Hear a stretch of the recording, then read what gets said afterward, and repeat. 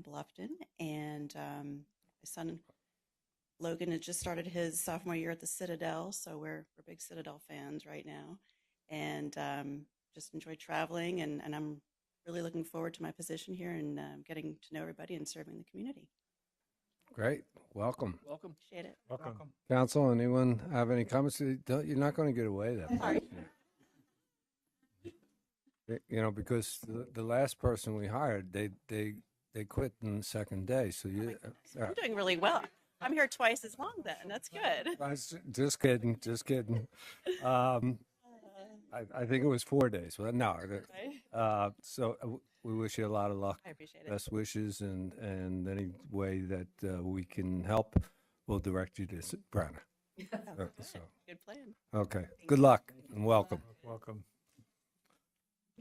Okay. Next, we have Julie Mickles, Chair of the Jasper County Library Board of Trustees. Did I say that last name right? We say it Michaels, but Michaels? it looks like Mickles. Okay. All right. I'm not good with names, so please forgive me. No worries at all. So, Mr. Mayor, council members, city administrators, thank you for allowing me to be here tonight. My name is Julie Michaels. I am chair of the Jasper County Library Board of Trustees. And I'd like to thank Mr. Simmer for inviting me to join you this evening. I moved to Hardeeville about 3 years ago. Previous to that, I lived in Chicago, where I attended graduate school and pursued my career in corporate finance. When I was ready to retire, we started looking for someplace a little bit warmer and landed in Hardeeville. So we're very happy to be here. I was thrilled to find that there was a very nice community library very near my new home. I'm an avid reader, and I was very excited to have that community resource near me. One day when I was in there, probably both returning and checking out a book, I saw a notice that the county board or the county was looking for volunteer board of trustee members. They were trying to appoint somebody to fill a vacant spot. So I put my application in as soon as I could be. Fortunately, they accepted me and appointed me to the board, and subsequently I was elected chair. It's a great pleasure to serve with fellow board members and library staff who are very enthusiastic advocates of our libraries. So I wanted to take just a couple of minutes to talk to you about some things that the board's working on right now. First, let me touch just really briefly on the Allendale, Hampton, Jasper regional system. Just an FYI, each county member of that organization sends 3 representatives to the regional board. Recently, Sandy Vito, who is the secretary of our Jasper board, was also elected chair of the regional board. Sandy's a Hardeeville resident. I was elected vice chair of that board as well. And Glenna Swath is our 3rd representative to that board. Just a heads up, this fall, one of the things we're going to be working on is a strategic plan for the regional-wide system. So just more to come on that as we get closer to the process.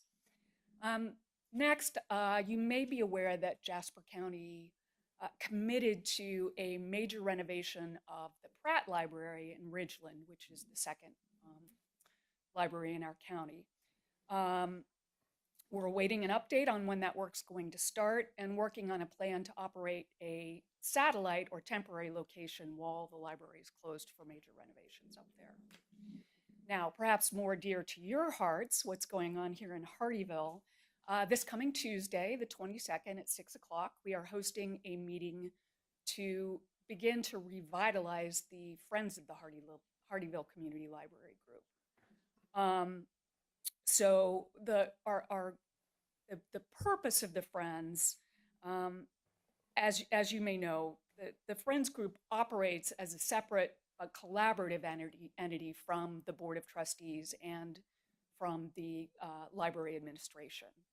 The main purposes of a Friends Group typically are to be fundraisers, volunteers, and advocates for the library. Another purpose that they may serve or another role is to provide feedback from the community to the library board and administration. Our goal from the meeting on Tuesday is to establish a core group of individuals who's interested in doing the work to get the group really formally set up, establishing a 501c3, writing bylaws, electing the first slate of officers, those kinds of things, to get the process going and really get it.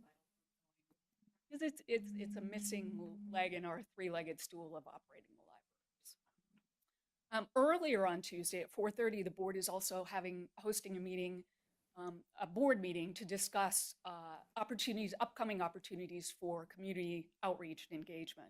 Some of the events that we're looking at participating in perhaps are the Gopher Hill Festival in Ridgeland, the Festival on Main here in Hardeeville, we're interested potentially in, and the National Friends of the Library Week, which actually takes place from October 15th to October 21st this year. So all that being said, let me conclude by saying on behalf of the entire board, thank you very much for your continued support of the library. We feel that a library plays a vital role in the community support. To quote the AHJ website, our libraries are a place to learn, a place to create, and a place to be. Again, on behalf of the board, thank you. We look forward to working with the city, the county, the regional library, and all of our constituents to build on the strength of our libraries and serve our communities to the best of our ability. And I'm happy to take any questions. Great. Thank you, Ms. Michaels. Anybody from council have any comments or questions?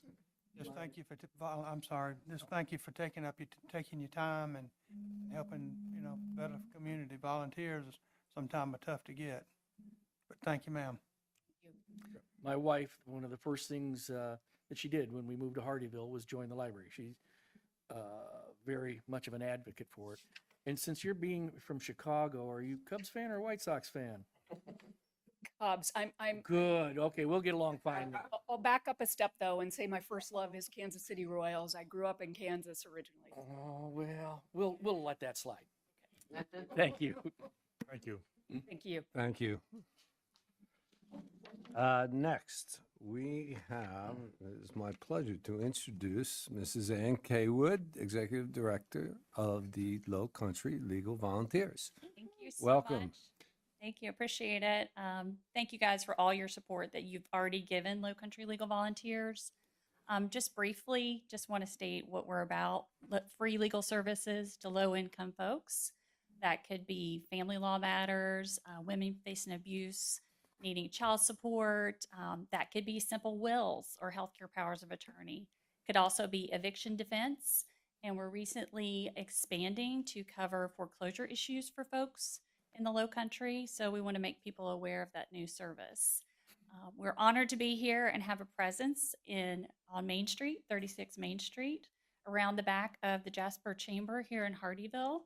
So definitely stop by and see us. We have some exciting developments there that I'm going to save till the end.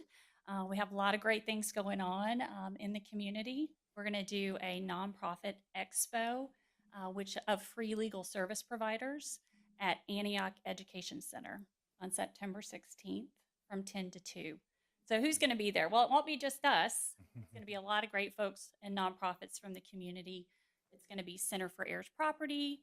It's going to be South Carolina Legal Services and many, many others that are there just to provide access to folks that need legal services. So definitely mark your calendars, let people know. If they happen to be of low income, come see us on Saturday the 16th of September at Antioch Education Center. Very excited for that. And then also, I want to introduce someone very special to us who has just joined our team in Hardeeville, retired Judge Donna Lina. Donna, if you'll come up, please, ma'am. It's a pleasure to be here. Welcome. We were so lucky to get Donna to join our team. She's going to be at our office every Tuesday at 36 Main Street to help serve the community better. So she will be here. I'll let her introduce herself. She can do it better than I can. Well, I've been a judge for 23 years. I retired last year. And Low Country Legal Services scooped me up because I was enjoying my retirement. But it's a pleasure to still work for the community. and our office is greatly needed for the low income folks. So it'll be a pleasure to serve again. Thank you, and thank you for volunteering. Thank you. We appreciate you. And last but not least, how can you help us? What can you do for Low Country Legal Volunteers? We're always looking for volunteers, particularly in Hardeeville, our Hardeeville office. We'd like to keep it open more often. If we have volunteers to do that, we can certainly be open more days in the community. So we're looking for that. And we're also looking for new board members. We have several board openings as of this month and as of December. So if you're interested, certainly just give us a call. The number is 843-815-1570. We would love to talk to you, whether you want to be a board member or whether you want to volunteer. Thank you guys so much. Thank you. And I believe we have, we're going to see you at your Low Country Boil coming in up in September. Yes, thank you, Mayor. I Good. appreciate you reminding me about that. We do have our Low Country Boil, which is our major fundraiser, September 23rd over at Port Royal, over the bridges, from 5 to 8 at Shell Ring L Works. And I understand a lot of you folks will be joining us, but we could always have more folks go online to lowcountrylegalvolunteers.org and get tickets. Love to see you. And the on the 16th, what are the hours? Yes, sir. It's going to be from September 16th from 10 to 2 at the Antioch Education Center in Ridgeland. And we believe, Jackie O'Bannon and I kind of came up with this, and we believe it's going to be a great service to the community because part of our legal services goals are to provide access to all people for free legal services. Great. And have you worked with our media department to get that word out? Definitely. Okay, great. They're on it. They're always on it. they're great. Good. They're great. Mayor. Yes, sir. Thank you for, I've referred a few people to you. Great. Nancy and I sometime work together. But she took my spot, I retired and, but anyway, Donna and I worked together. How many years, Donna? I wouldn't even say it. It's over 20 years. Over 20 years, she and I worked together. So you've got a good helper there. Oh, thank you. Like she said, we scooped her up. Very lucky for it. Thank you. Thanks, Ann. Thank you. Okay, no further questions by council, then we will go on to the 2023 USCB Sand Shark Welcome Week proclamation. And we reminded council and our new council members, we do this every year. We have with us today Miss Heidi Hearn, who is the administrative assistant to Dr. Panu. And every year I go to the convocation and we present this proclamation to all the incoming freshmen. Is that right, Heidi? Mm-hmm. Could you join us at the podium? Sure.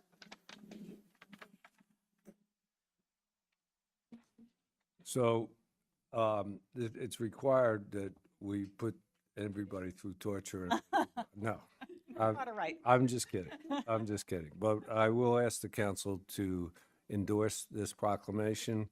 And I'm not going to read it all, but it's a lot of whereases, as most proclamations are. Whereas the University of South Carolina, Beaufort is a fully accredited, comprehensive baccalaureate institution within the University of South Carolina system. Whereas, I'm going to read this part, reports on the economic impact of higher education in Beaufort County indicate that 1,066 jobs, 50.5 million in additional wage and salary income, 122.4 million in economic output, and 1.6 million in net government revenue are attributed to USCB each year. This week, USCB welcomes more than 2,000 students, their parents, and other family members and friends to campuses in Bluffton, Beaufort, and Hilton Head, and to athletic facilities in Hardeeville for the start of the 2023-2024 academic year. So this proclamation is USCB Sand Shark Welcome Week. Do we have any comments or questions for Heidi now that we have her on a hot seat? If not, then I would like a motion to endorse this proclamation. Mr. Mayor, I'd like to make a motion that we endorse this proclamation. Second. We have a motion, we have a second. Any further comments or questions, council? Seeing none, I'll call for a voice vote on this. All in favor, please say aye. Aye. And give our best, and I will see you at the, Everybody's welcome to come on Wednesday. It's convocation. We're welcoming, as he said, to over 2,000 students back to campus. Our freshman class has far exceeded our expectations since COVID, and we're welcoming in over 540 freshman students this fall, which is, we haven't seen numbers like that since 2014. great. And, Congratulations. go Sand Sharks. Group, as I said, has an exciting week. Please come to convocation if you'd like at 3:30 on Wednesday. We're also having a low country boil, and that's free of charge. I understand they're going to roast an alligator again. So that was a big hit last year. Okay. I've asked for that. Great, great. Robin, can I ask you to please coordinate with Heidi and make sure and this invitation just extended gets sent to the council? Even just an email and Heidi's information for RSVP. Is that okay, Heidi? Mhm. Okay, Love to have you all. great. Thank you. Thank you. Oh, and, I'll have it hung up tomorrow morning. Very good. okay. Oh, put his X on it. Oh, I did. I found it the other day. Okay. I anticipated the vote. He tried the old signature trick on you. One of the oldest in his. As long as there wasn't a check underneath there.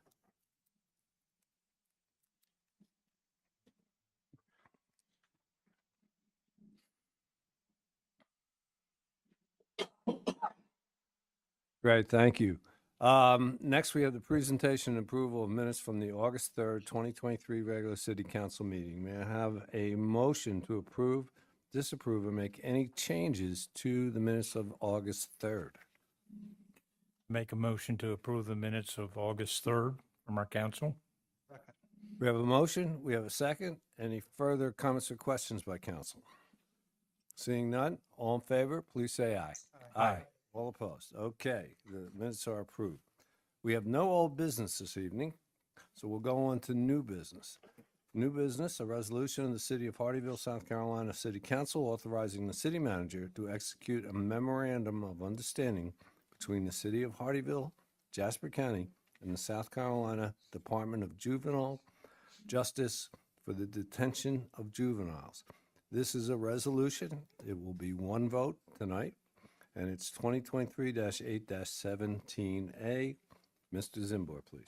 Yes, sir. Good afternoon. This is, I would say, housekeeping. We routinely propose to the council, and obviously, I don't think we even have a lot of discretion of changing the agreement. So this is what we pay when the police department transports juveniles to that facility. We're recommending adoption, which enters us to enter into the agreement with the state on juvenile justice.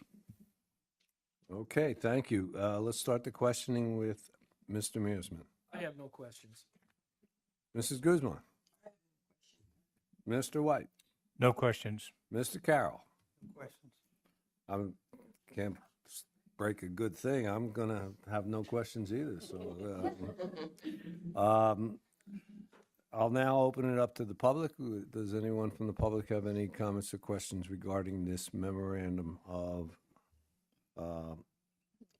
understanding? Seeing none, I'd like a motion to approve, disapprove, or make any changes to Resolution 2023-8-17A. Mr. Mayor, I make a motion to approve Resolution 2023-8-17A. We have a motion. Do we have a second? Second. We have a motion. We have a second. Any further comments or questions by council or the public? Seeing none, all in favor, please say aye. Aye. Okay, the resolution passes. The next resolution, also one vote this evening, is a resolution of the City of Hardeeville, South Carolina City Council to enter into an intergovernmental agreement with the Jasper County School District regarding TIF, that's tax increment financing revenues from the Exit 3 redevelopment project area, and authorizing the city manager to execute the intergovernmental agreement on behalf of the city. This is Resolution 2023-8-17B. Mr. Zimbor, please. Yes, sir. Ms. Maines is going to handle this item. Okay. Good evening, Mayor, Council, residents. So this resolution is for you to approve this IGA, and it's the form of the IGA that just kind of goes through the understandings between the school district and the city council regarding the allocations of the TIF revenues. The school district has already approved this IGA on March 13th of 2023 at their meeting. You will notice that we don't have a signature page from them, and that is because there are two references to the TIF ordinance and the redevelopment plan, which will be coming before you in the next couple of meetings. But as far as the splits of the allocations, this is just in line with what the council has been presented regarding the allocation of those revenues. So the school district wanted something in writing to memorialize those understandings, and that is what this document does. And to remind the council, this was presented by the attorneys at a workshop back in March, I believe, at the rec center, Right. right? Yes, that's right. That's right. It was right before the school district had their meeting. And there's nothing different from what was presented and the splits that were presented at that time, No, correct? sir, it's not. We need to fill in the ordinances, ordinance numbers, which you have not adopted yet. Okay, so let's start the questioning with Mr. Carroll. That was my question, Mr. Mayor. Okay. Mr. White? I agree with John. That was a critical issue, and thank you. Mrs. Guzman? Mr. Mearsman? My question has been answered. I just have one comment. Hallelujah. Let's get this done. I mean, this is, I think, I feel like Exit 3 goes home with me every night. So this is a great step forward. I'm looking forward to the development of Exit 3 and all the economic benefit that brings to the school, to the county, and to the city of Hardeeville. Okay, so having said that, I'd like to ask the public if you'd like to weigh in with any comments or questions regarding the agreement on Exit 3. Okay, seeing none, I'd like a motion to approve, disapprove, or make any changes to Resolution 2023-8-17B. Mr. Mayor, I make a motion that we approve Resolution 2023-8-17B. We have a motion. Do we have a second? Second? We have a motion and a second. Any further comments or questions by council or the public? Seeing none, I'll call for a voice vote on this. All in favor, please say aye. Aye. Okay, the resolution is passed. On to the next phase of all the Exit 3 approvals. Next, we have consideration to rescind the city council approval of Resolution 2023-7-20D, authorizing the city manager to submit a grant application and committing to providing a local match to the undiscovered South Carolina grant for a new turf field in the Richard Gray Sports Complex. Mr. Zimbor, you want to lead us off, or should you just hand it to me? I can briefly discuss it, and then obviously you asked for it to be placed on the agenda, Mr. Mayor, so I guess it'll be your item. But previously, the city council was presented with the opportunity for a grant, which was basically to install a new turf field in the rear of the Richard Gray Sports Complex. I believe this grant was around $200,000 with some local match, matched by development agreement fees as well as local tax fees to pay the balance of the proposed project. and I know Ms. Combs has all kinds of data about the use of the current fields, the current turf fields, as well as the how competitive it is to get on the field between all the groups and all the local residents that use the facility. This has been obviously a needed improvement, I think prioritized by the council. They authorized for the submission of the grant application. We did submit it, and obviously we would recommend that the council still move forward with the process. We haven't been notice of an award, so we don't know if we've got the grant yet, but obviously that would complicate the process if we would, prematurely remove the consideration of this grant, obviously, and that has some negative impact on future grant opportunities with that same agency. So the mayor asked it to be placed on the agenda. I know Ms. Combs has some information for us, and I just want to have, again, full disclosure. Ms. Combs and I had a nice conversation this morning. I wanted to make sure that she understood why I asked to have this put on the agenda, and also so that I would be fully understanding of her position as well. I just want to say for everybody that the reason I made that call is because I have the utmost respect for Ms. Combs and everything that she has done since her arrival in this city. And our Parks and Rec team has accomplished so many wonderful things. But there are always times where there are differences, and I think that this council is charged with the responsibility of setting the priorities of the city. When we approved this in July, the idea was like with many grants, let's apply and see if we get it, and then we'll decide at that point whether we want to keep it. But since that time, we went to Greenville. We saw a lot of great Parks and Recs improvement. I mean, that city should be applauded for all the millions of dollars they've placed into revitalizing their city. And I envy every time I go there. Well, one of the things that struck me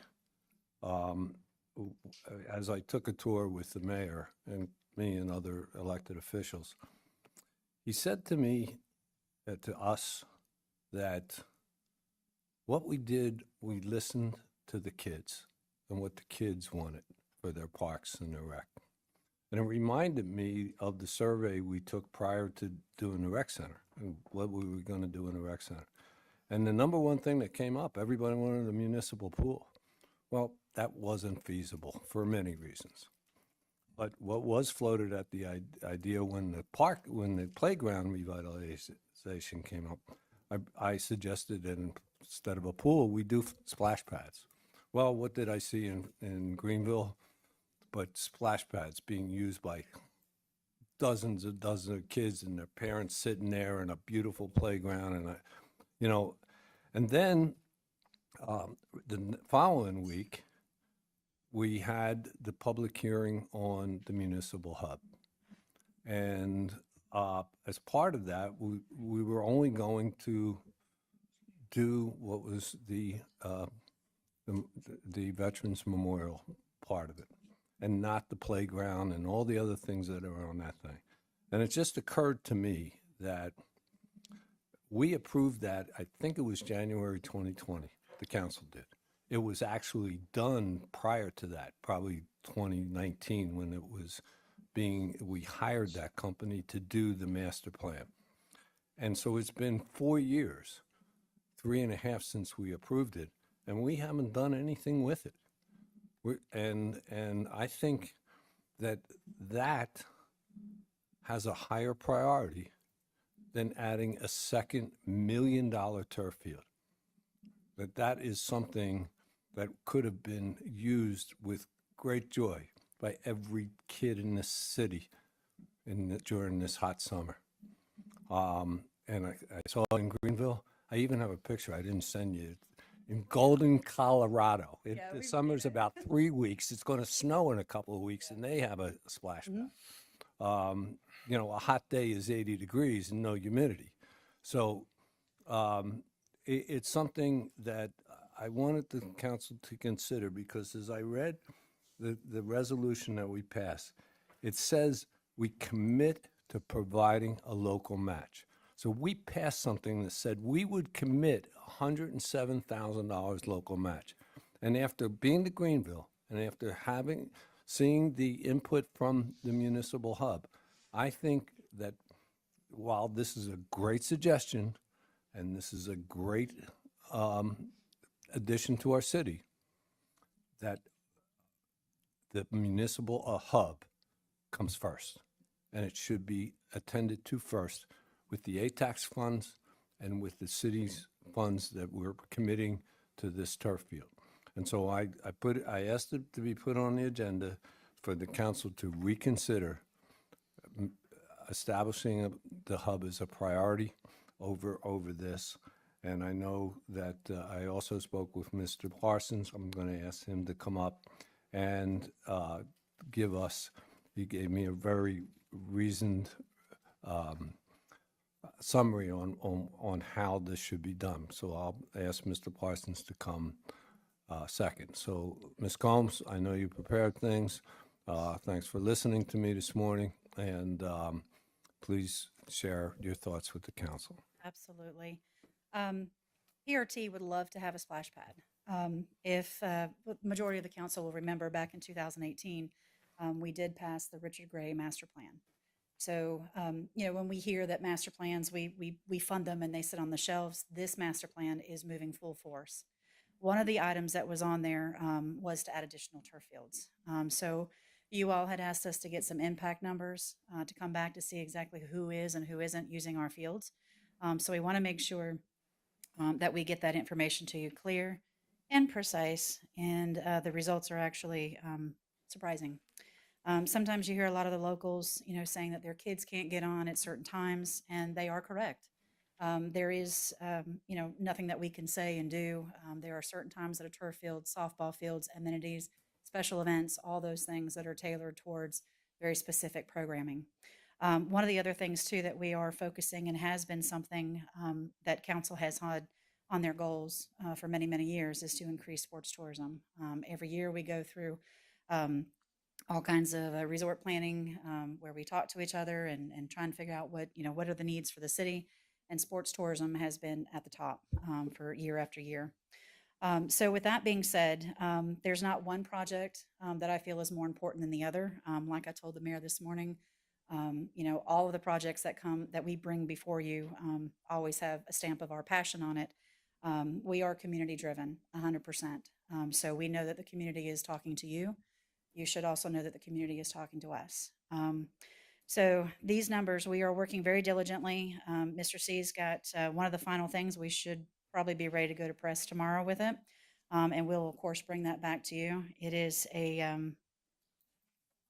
20-page document that has all of the impact numbers that you all have requested. So without further ado, we wanted to give you a quick snapshot because it is a lot of information. When we looked at this, a lot of folks said that, Tormenta is one of the only folks, they're always on the field. Our locals can't get onto it. We went back through and just took a snapshot just of the fall from last year. We have the Cudas that are on there, the Hardeeville Bluffton Cudas, and we also have the Hardeeville Patriots that are on the fields as well. They are not on the turf field right now, and I do have a coach that's going to speak to that. So you'll hear from a citizen that wants to get some more information out to you all about use. And then one of the other ones, of course, was Tormenta. This does not take into account all of our local high schools, Royal Live Oaks that's on there. We also have John Paul as well. We also have Cross School. So we do try and accommodate as much as we can. And those are all MOUs where we do receive funding for them to be able to be on there. We rent the fields for them. But in any of these situations, always, when we put these things forward, the return on investment should always be driven by the community, but it also needs to help offset the costs for Parks and Recreation. So when we pulled all these numbers up, this takes into account the field hours. It also takes into account staff hours, lights, if they use concessions, press box, scoreboard, all of the amenities that the city has paid for. The CUDAs have an impact hours of 117 hours just in the fall. The Patriots have an impact hour of 163 hours. And Tormenta has the impact of 137 hours. So you can see the local teams actually have a higher impact during the fall. And it is important. One of the things that I asked our local teams was to provide some numbers to show their growth from 2018 till now, and I will share that with you as well. Just for the Hardeeville Patriots, back in 2018, they had 60 children and about 20 in cheer.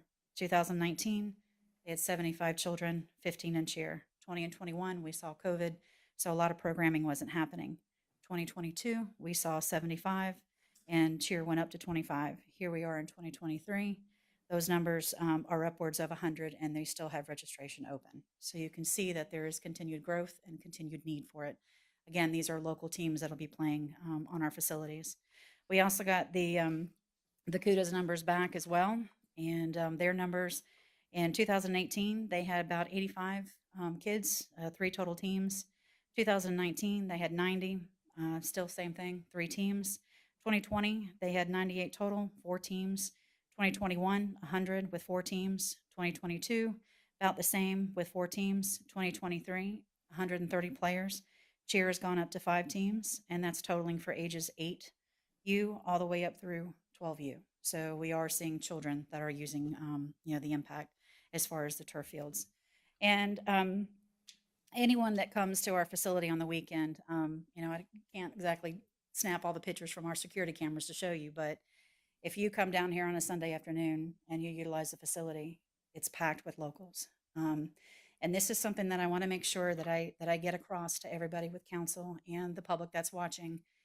ATAX dollars that we utilize have to be utilized for tourism specific projects, which is what this project is.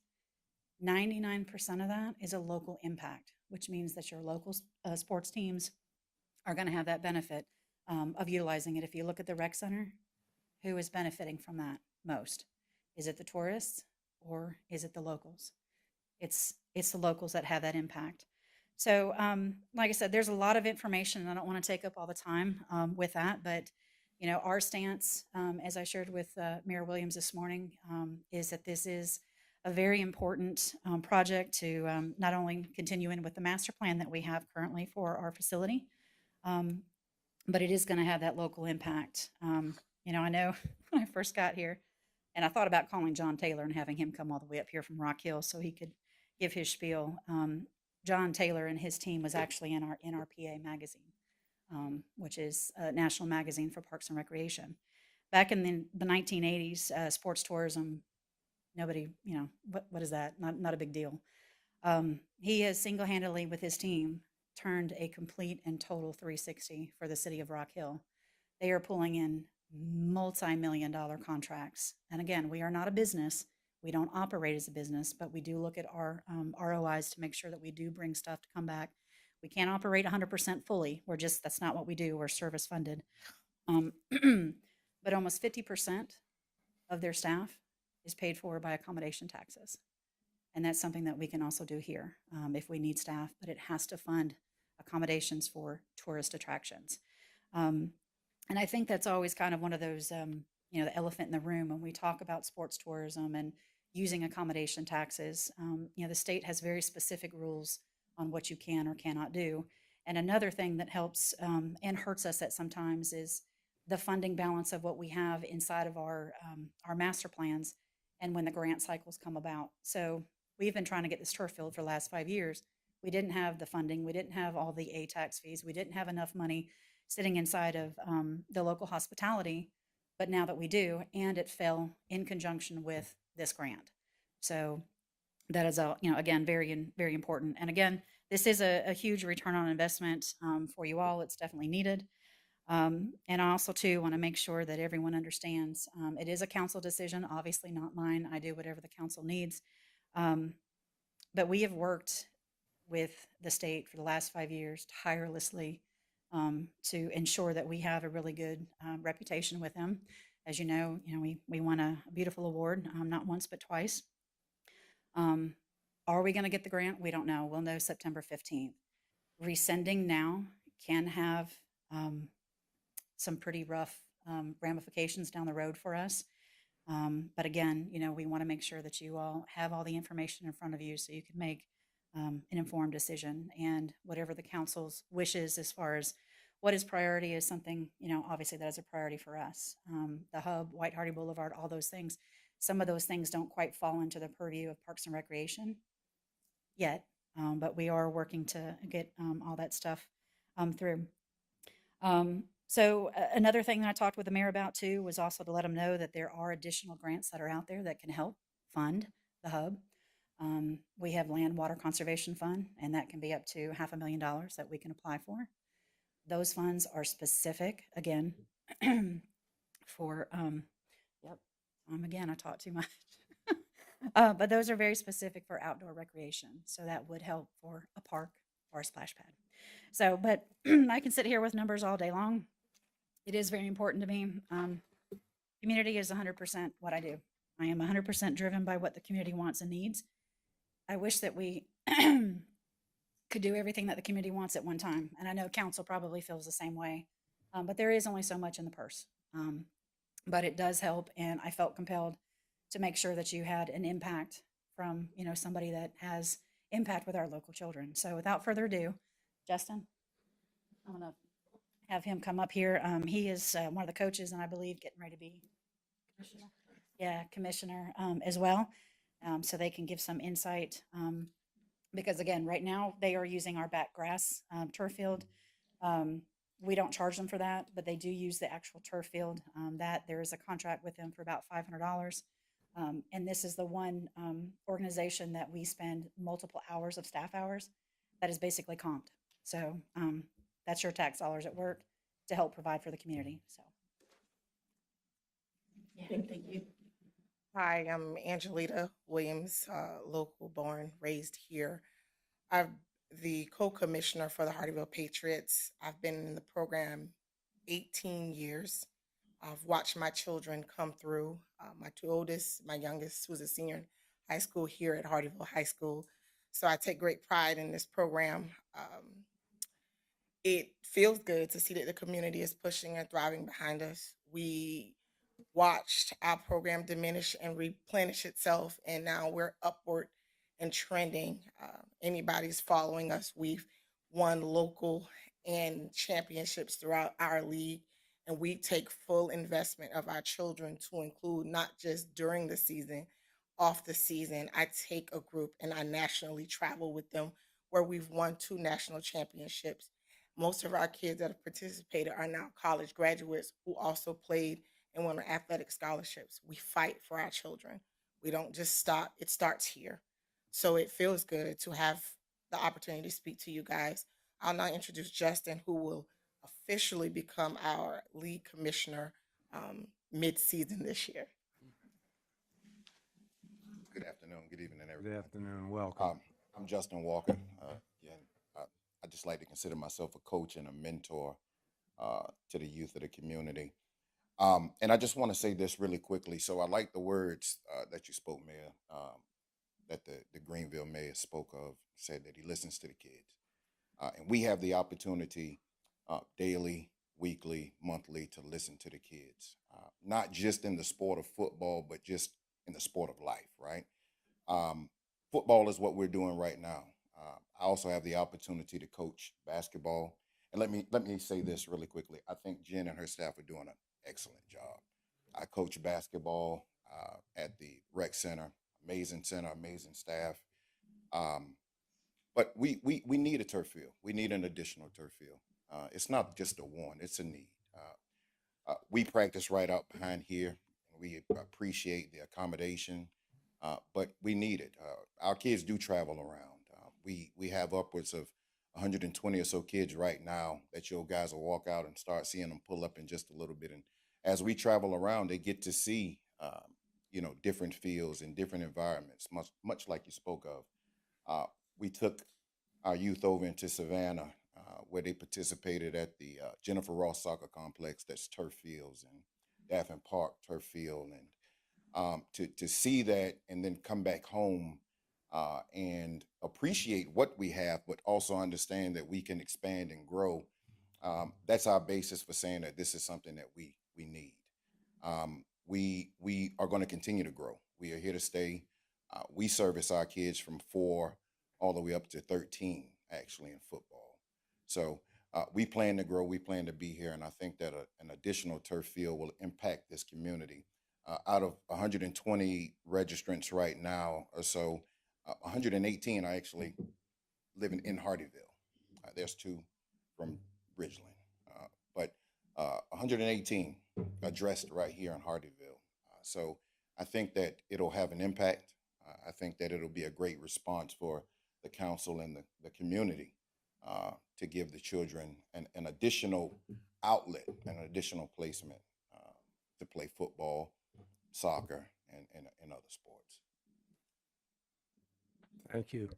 And thank you very much for running this program for so many years. I've come out and watched some Barracuda games, and even though they're not my kids, I really enjoy. And I see what you coaches do and how you work with the kids. And I can't thank you enough for your service to our community. Thank you.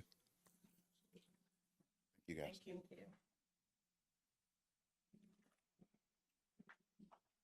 Okay. Jen, do you have any other?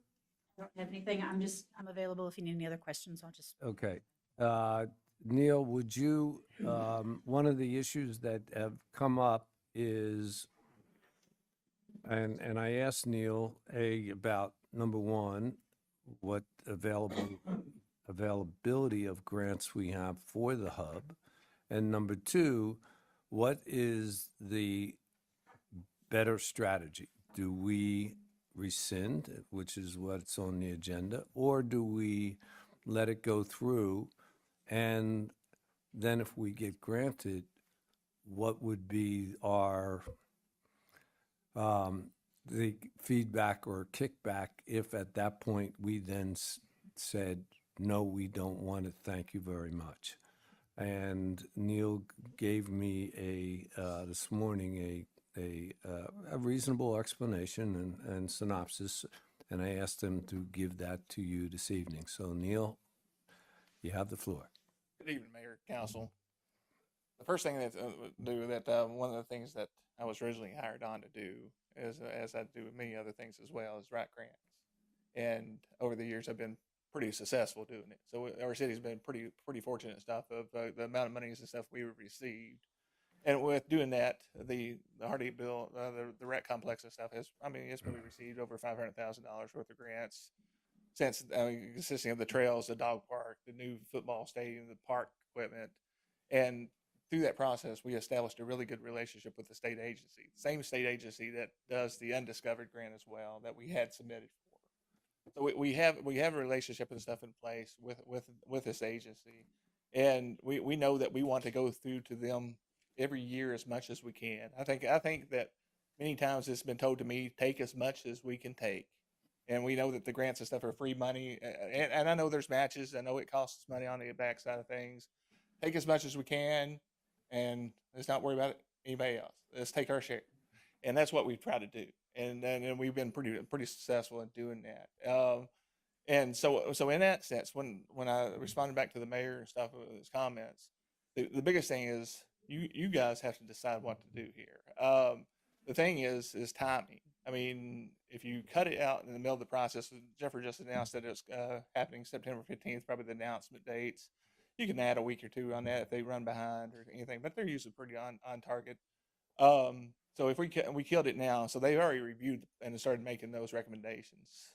So it actually hurts us more now than what it would be if we actually received the grant and it comes back and you all say, no, we don't want it this time. And I told him, I said, if that happens and you make that decision at that point, it gives us some more additional time and stuff to talk about the hub, what's going to happen at the hub, and introduce the hub to them as the next focus. Now, I say all that, though, when you think about the rec complex, there's probably 4 or 5 more projects left to go out there before we're finalized. And just, I mean, think about, we got fencing, you got the lighting, we're working on a new trailhead right now. You got a connector trail and stuff to the rec center. You talk about the turf fields. We're talking about the additional parking, whatever that sort. So think about getting something finished though before we start moving on to something else. Even though the other is very important. And what this allows us to do, if we focus on getting one finished, you guys have to identify what projects and stuff that you want at the hub. We can't. I mean, right now that we're in the middle parts of grant cycles, we couldn't go after a single grant this year for the hub, anyways. But first of all, I mean, we got to identify what we want. And as I said, Mayor, in that email stuff, we got to look at for drawings, cost estimates, whatever that makes those grants and stuff competitive. And each of the grants and stuff are competitive. So as we work through one, let's gear up for our next one. If it is the hub, we go full steam at it. And like I said, I mean, we've been pretty successful. We start broadcasting and marketing the hub of it being our next big park area that we want to see monies and stuff tied to.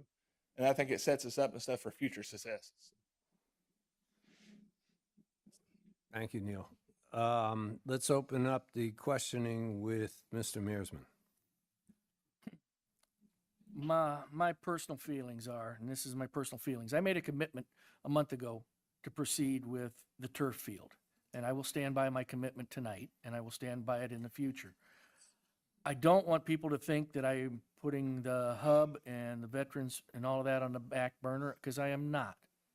Because I think that is our next big project. And I agree, pulling out of this now sets a bad example, and it can hurt us in the future.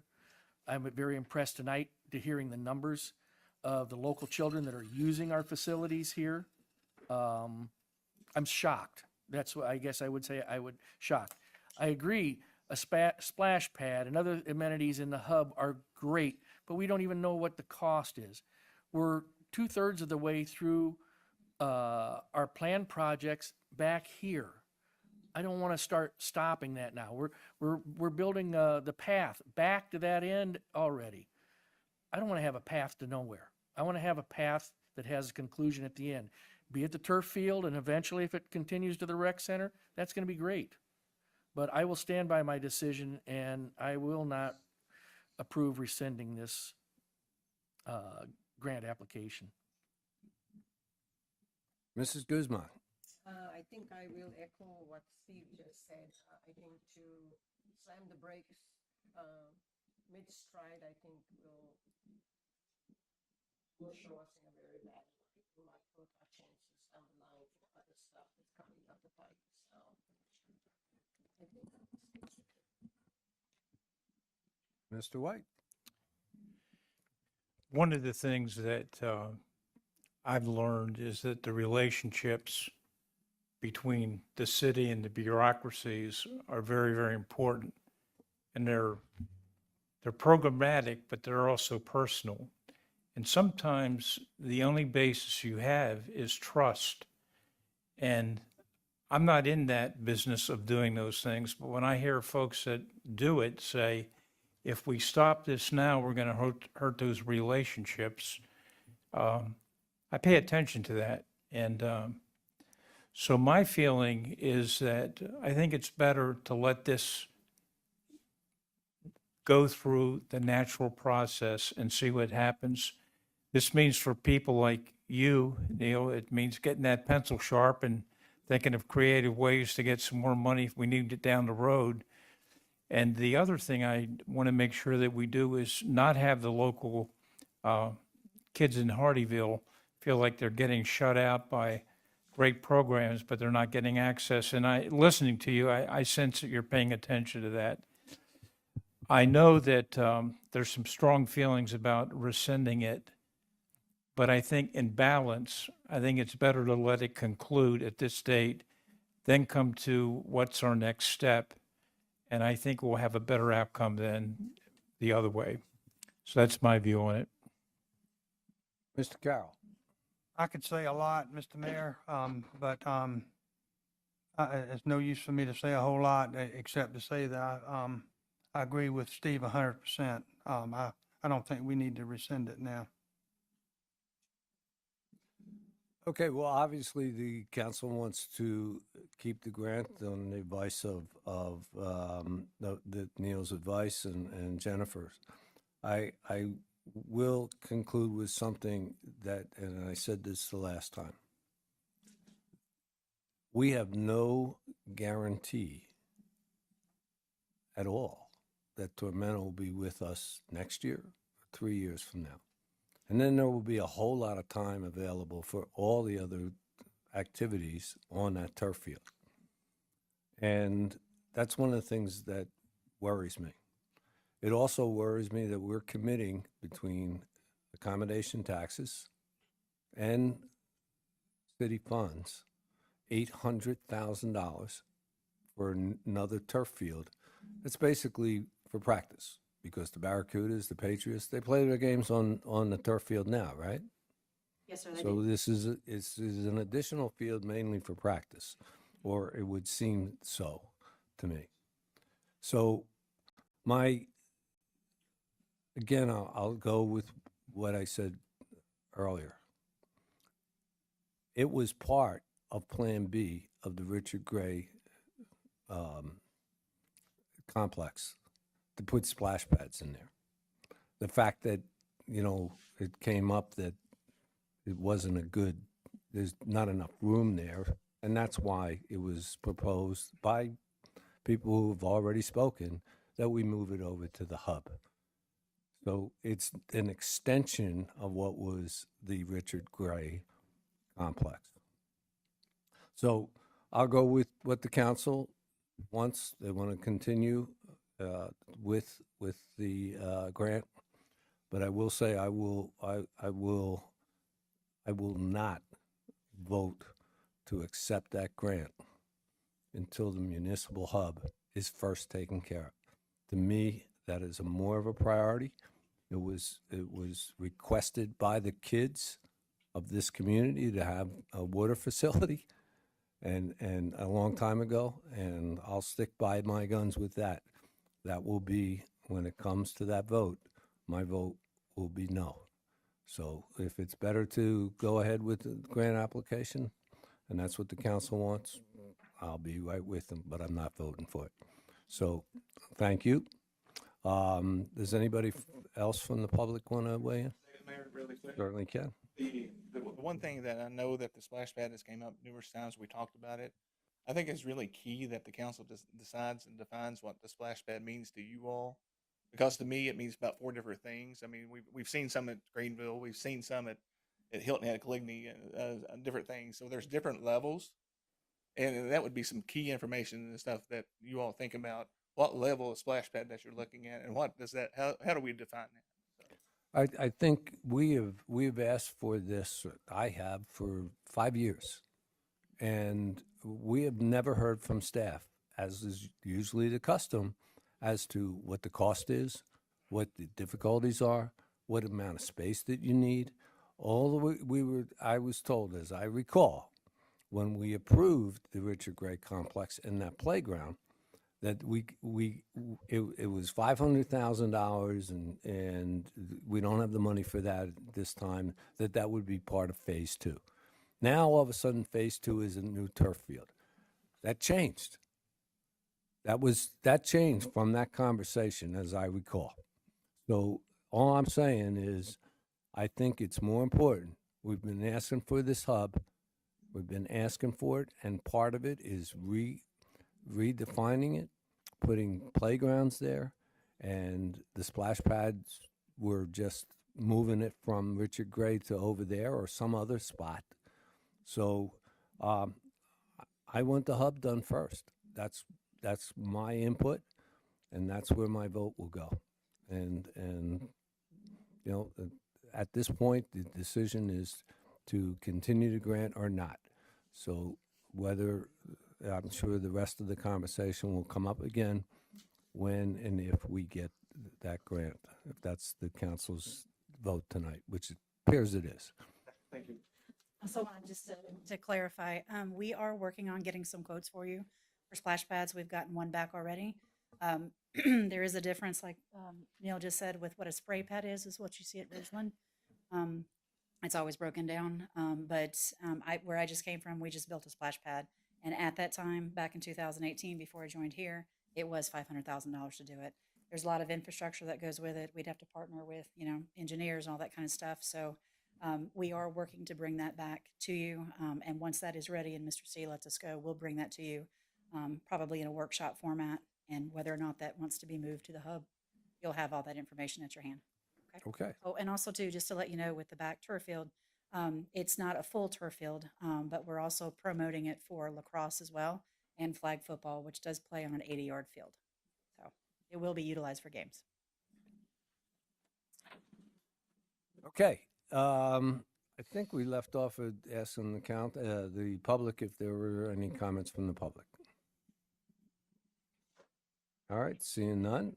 I'm going to ask for a motion now. The motion could be no motion because we already passed this resolution.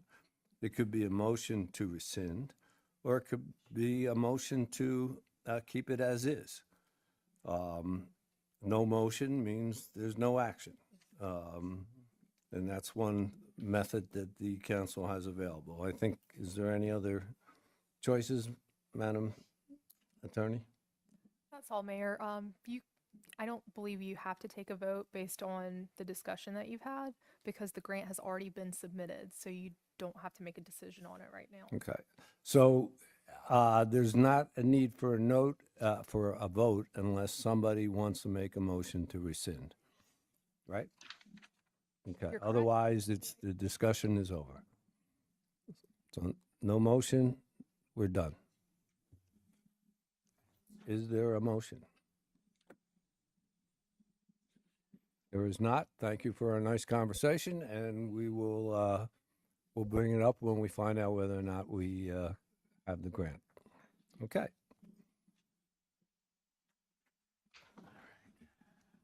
Next, we have the manager's report.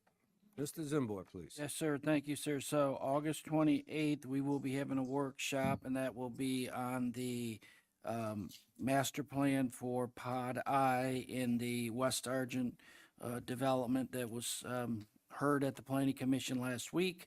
And then we will also be talking about the 278 corridor transportation proposed improvement. So probably between 10 and noon will be that workshop. So everybody, we will send out an agenda on that, so just make a note.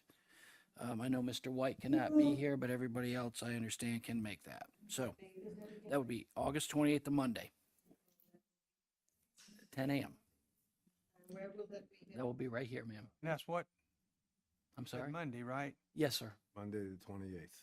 August 28th. Not this coming Monday, the following. A week from Monday. I thought it was this Monday. No, a week from Monday. I won't be able to be here either. Okay. I was thinking it was, when I got your text, that it was Monday. The 28th. I'm sorry, Mike. Okay. Okay, so we have to, Mike, come up with a different date. To have two people not here out of five, I think we should come up with a I'm different. sorry, Mike. I thought it Okay. was Monday. All right. All right. Well, we'll find a different date then. All right. Festival on Main is October 13th and 14th. So we were actively soliciting sponsorships, and we have over $70,000 committed. So that is a very good thing. We're looking forward. Have a very good agenda, and we're hoping the public comes out like they did the last several years. Mr. Parsons has been working with some other folks on a welcome packet. He's going to come forward. That was, as the council recalls, that was one of your goals that you sent. So kind of a new resident welcome packet. He's going to hand that out, briefly go through it. And then one other thing after he gets done. Go ahead, Mr. Parsons. Good evening, Mayor, Council. Hot off the presses, we do have our welcome packet that was talked about at the annual goals in January. So the target of these are for any new person who is coming, buying a house in the city that's kind of outside the region that Hardeeville, Hilton Head, Bluffton, Beaver, and basically the way it's put together and stuff. It recommends places, good places to eat, good places to shop. It recommends things within the city. It has some quotes and stuff of people and stuff throughout it. It has a lot of information in there. If you notice the map when you first opened it up, so it's a nice cartoon drawing of the city that's pretty well to scale. If you're thinking about it, looking at the red light of this direction, looking up Main Street. So it's got a lot of different things. The the place where the business card usually goes, that is a QR code. That is a magnet to be put on somebody's refrigerator. So as somebody gets this, they put it on their refrigerator, they can go take a picture of it, whatever, and get straight to this information that we have put together. And Elizabeth has already brought it up. It's online already. It's live. And the thing is making somebody feel welcome to this area, which also represents this region as a whole. We had a good team. We had a good collaboration stuff to start with. Then myself and the media went through the kind of the grunt work of putting it all together and getting it ready to be presentable. If you have any questions, you take it home, look at it. That's fine. We're the initial print is going to be 500 copies. Like I said, we're going to utilize all the places and stuff that sell the houses. Go meet with their sales center. If you got somebody coming in, first time buyer, whatever, in this region, they're going to get the packet. Same thing with Cindy with their businesses. Is if they come in and get their business license and they're doing a facility, actual physical facility inside city limits, they're going to get a welcome packet. And this way we can go through. I mean, we like I said, 500 being printed. Pick those up next week or so it's ready to go out. And we start working them, get them out to everybody that qualifies for it. So, Thanks, Neil. Appreciate it. I do have a question. Neil, on the 30th of this month, the Hilton Head area realtors are having a breakfast for the newly elected folks. I plan on attending that. I'd like to be able to take some of these to show the folks there. yeah, we can make sure You know, what Hardeeville is doing. The other question I have in here is, I notice there's restaurants and a few other things that are they contributing dollar-wise for this? They are not. So this was basically a staff review of things that we know people here, and whether you live here, whether live in Bluffton, whatever, people are regularly attending these places. We know that. Okay. I mean, we know, and if you go ask some of your neighbors the places that they're going to, I guarantee you they're checking off some of those on this list that we provided. So Do the places that are in here know that they're in here too?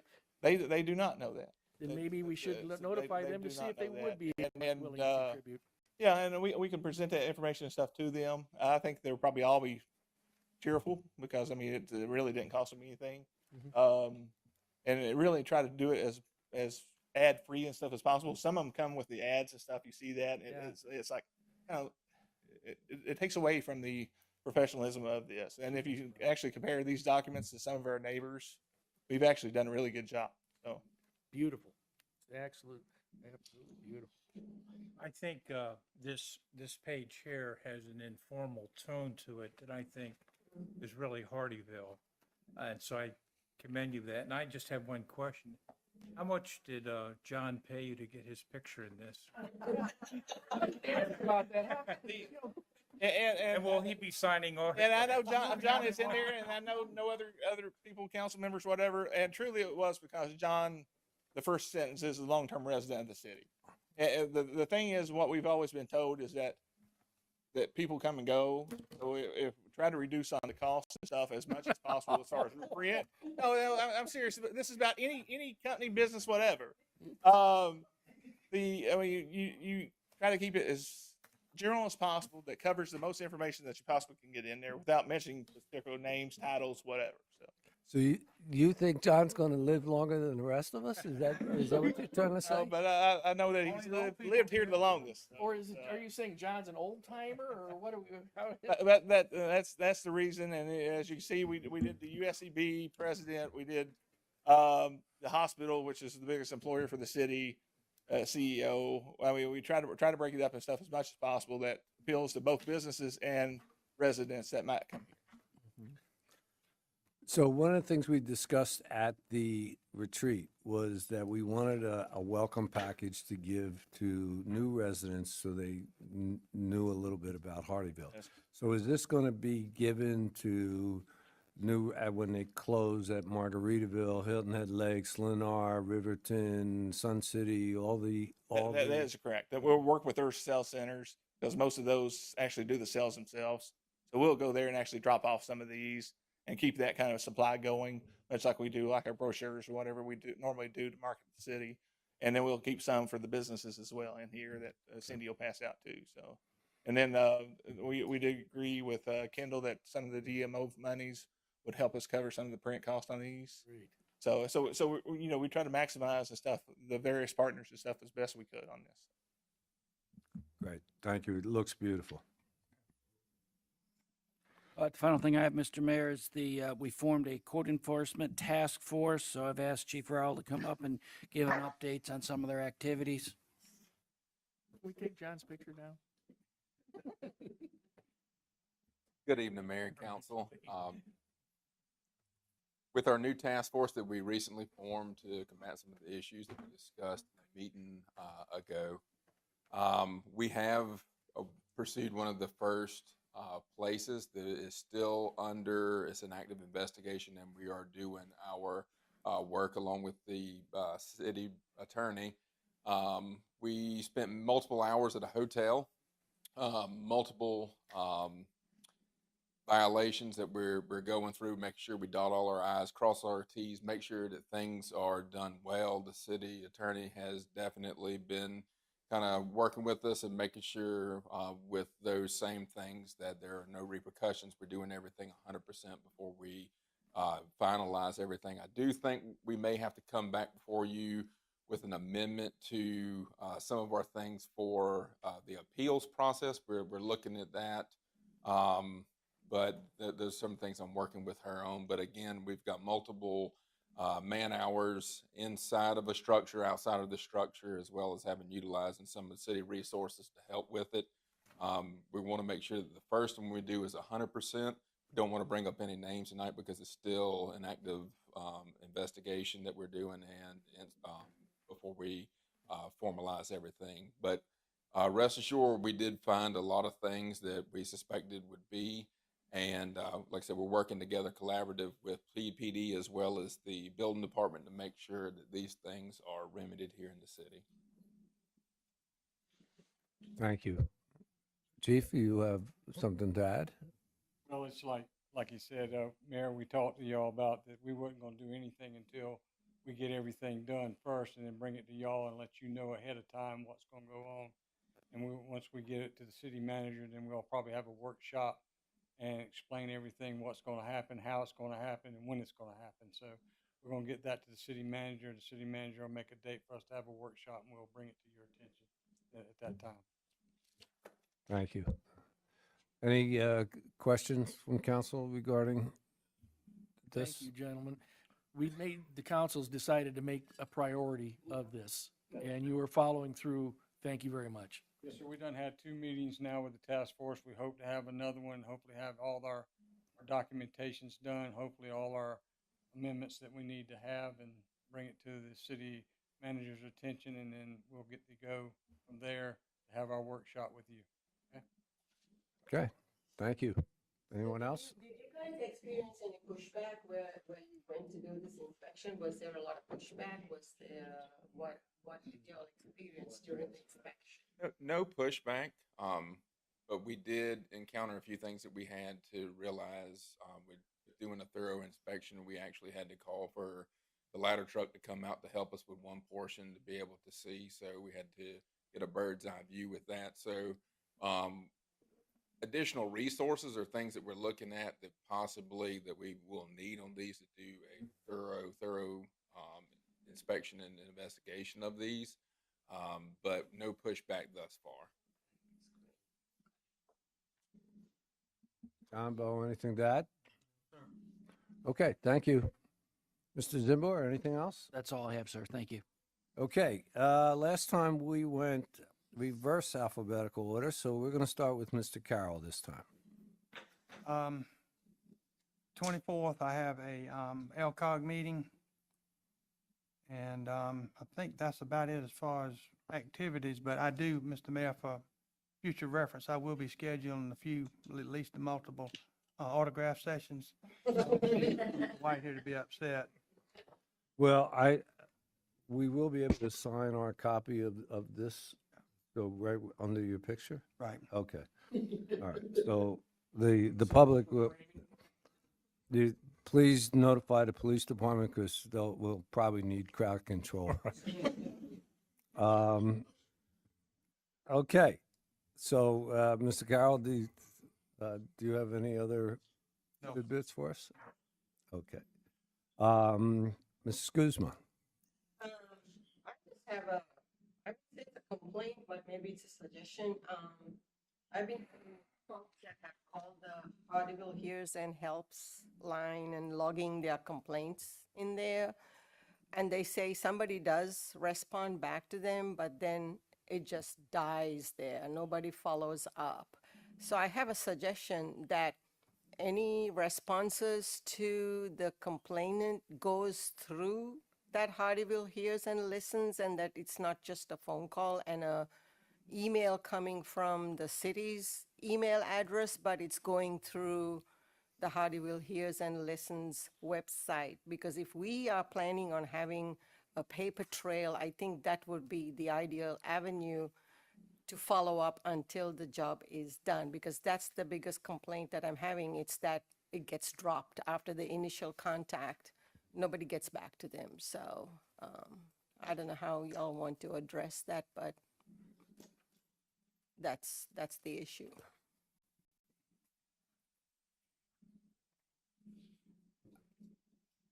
I think we need some verification of that. You know, there's, because I would like verification. Okay, anything else, Mrs. Guzman? No, sir, that's it. Mr. Mearsman? All right, bear with me. It's been a busy month, actually. First, I'd like to thank everybody for their concern for my surgery. I won't be able to dance anymore, but I couldn't before, so we can take care of that. I want to thank Juan and the media department for the video Hurricane Prep Expo. It's been shared on many social media platforms and it'll be available for all new residents of our city. The staff that also participated in that from police, fire.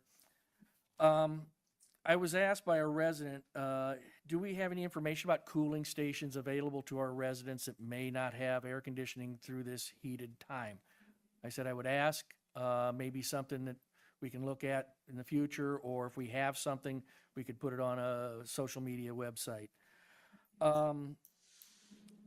Information about commercial retail development. I live in a development that was to have retail started almost 6 years ago. The property sits in disarray now. The marketing hasn't been there. Multiple requests. I even have residents trying to contact the developers on this. We need to know what their plans are on this.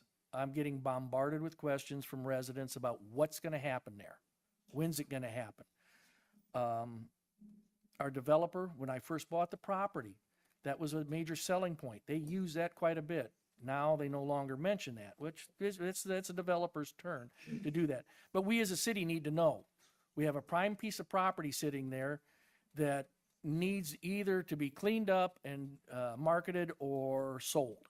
It just, as it looks, is terrible. We've had the discussions about fair housing, or I mean attainable housing for our first responders, medical, teachers. What is attainable? I have those figures here, but I'm not going to read those. But we have asked for and received commitments from our apartment developers for reduced lease rates. And they have responded greatly and offered those. And I think that's a great start. We have shovel-ready space on Main Street has been acted on by one of the smaller residential developers in our area. That was asked the developers to help with that, to make some type of attainable housing. You know, infrastructure costs are high. And I can understand where a developer, you know, having a reduced price on a home is not an option. But so many of our developers offer their own financing or have a direct connection to the financing for the buyers of their homes. Is it possible for an interest rate buy down or a reduced interest rate? We need to start investigating those. I want our first responders, our teachers, our firemen, our medical personnel that work in Hardeeville to be able to afford to live here in Hardeeville. It will make our city only stronger as we go. And lastly, I have a meeting with the Hilton Head Realtors on the 30th. It's a breakfast meeting. They they'd like to talk about what my views are for Hardeeville and for the area, I will be happy to represent Hardeeville. And lastly, most of you folks weren't here for my invocation, and I chose it for a specific reason. I'm proud to represent the residents of Hardeeville as part of the city leadership. And while we on this council may not always agree on items, we as individuals are doing what we feel is necessary in the best interest of the residents. That's it, Mr. Mayor. Thank you. Mr. White? One of the things that I have noticed over the last year is people have really worked very hard with this pandemic, and it's gotten people that are on first base, on third base sometimes, and third base at home, and this and that. And I think we're getting back to normal, and that's good. One of the things that I think we need to do, my piece of feedback to you, I'm getting calls from people because of the pandemic and things slowing down and things happening at a different pace, that now they're back to business as usual in their mind. So with calls coming in, things that Valerie mentioned, and those kinds of things, it's important that people hear back from us. And it doesn't mean they get an answer to their question, but they get a return. I think people want to be acknowledged when they call in, and I'm just hearing people say, I'm not hearing back from people. And so I pass that on, and I think it's understandable, and it's not a criticism. It's just a reality of the transitional things. The last point I would say is, one more time, we appreciated Laurie and all of her work, and had a good time saying goodbye to her a couple of days ago. And Robin, welcome to you in your new role, and we appreciate you being here, and we know you'll do a good job and follow the traditions that Laurie said. So welcome to you in your official capacity now. Make sure John's picture gets circulated as much as possible. That'll keep you in good grace. Is that it, Mr. White? That's good. That's it. Okay. I'd like to echo your sentiments. Congratulate Ms. Robin, and best wishes in your new role. And one of the perks of getting this new job, you get to go on vacation right away. That's terrific. I'm just kidding. Yeah. Well, you'll need one after sitting by him. Yeah.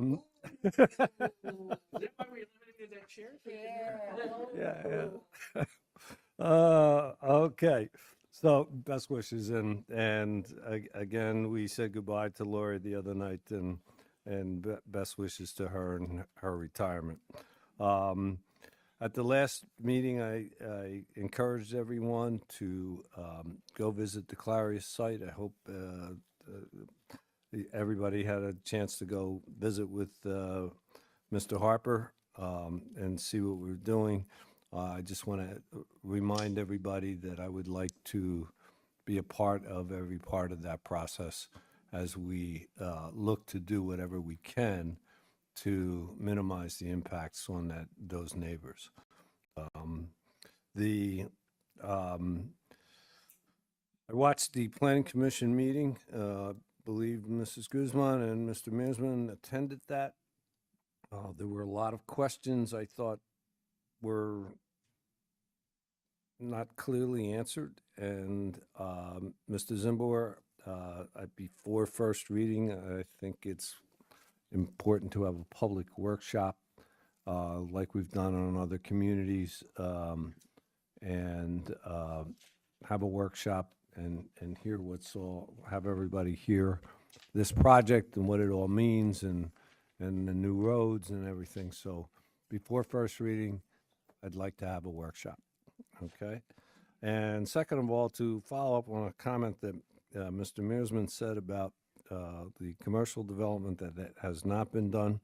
I have spoken to Mr. Zimbor, and he is working to get a meeting with Sutton, who owns the property,